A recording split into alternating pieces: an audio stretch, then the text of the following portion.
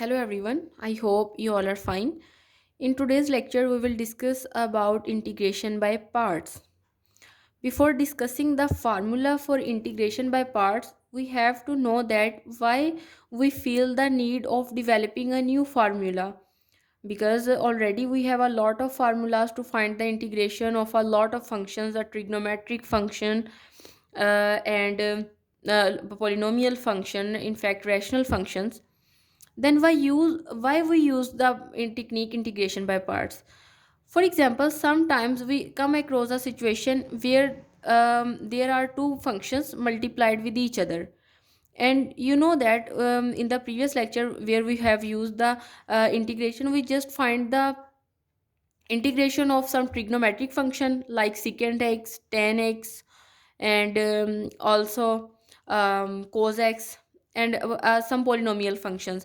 But we haven't come across any situation where one polynomial function and the other trigonometric function is multiplied with each other. For example, like if I multiply x cube with cos x, then basically a polynomial function is divided by the trigonometric function, and we don't know any particular formula for finding the integration of this particular function.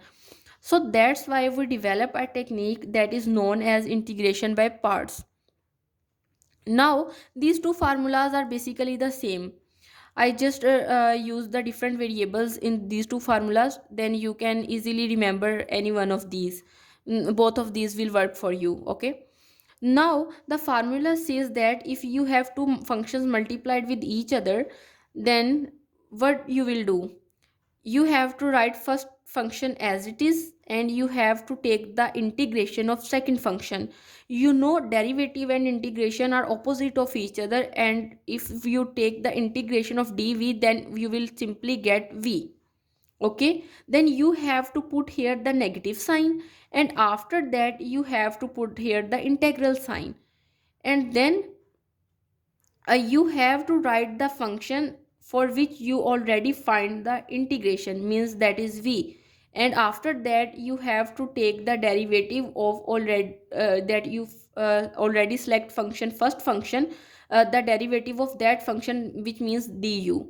Okay, let me repeat again. First function as it is, the integration of second function, negative sign, integral sign, v as it is, and the derivative of first function. Okay, and basically this is the formula. Now let me discuss a particular example, and then hope so you will clearly understand what this formula says.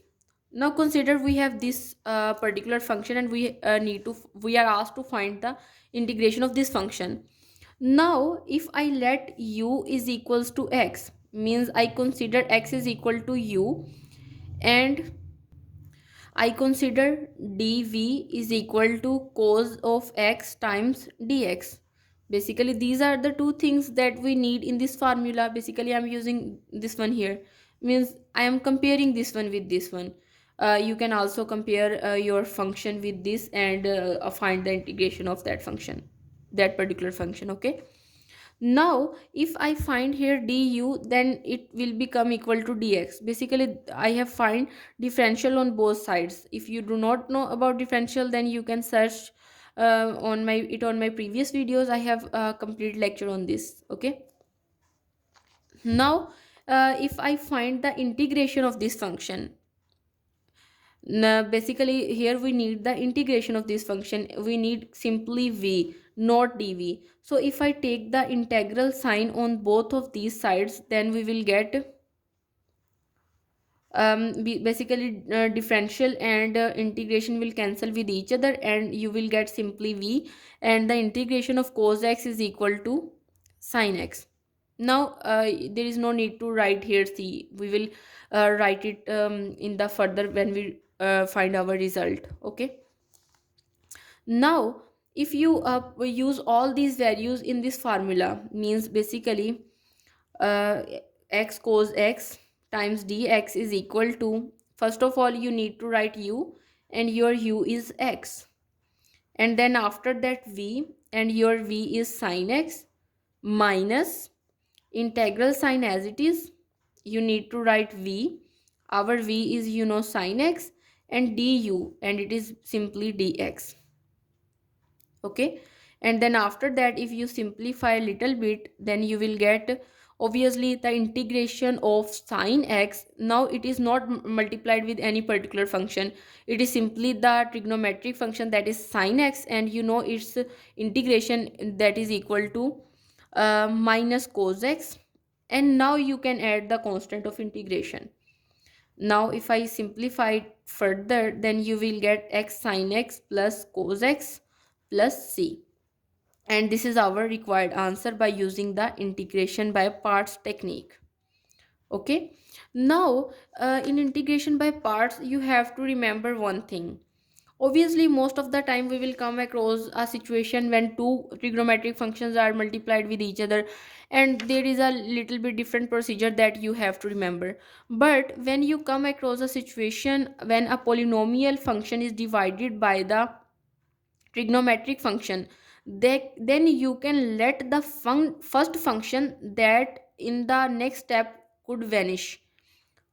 For example, here I take the first function, means u is equals to x, because I know that when I take its differential, then the differential of x would become equal to 1, and in this step I have to only find the derivative sorry integration of this trigonometric function that is not involved with any polynomial.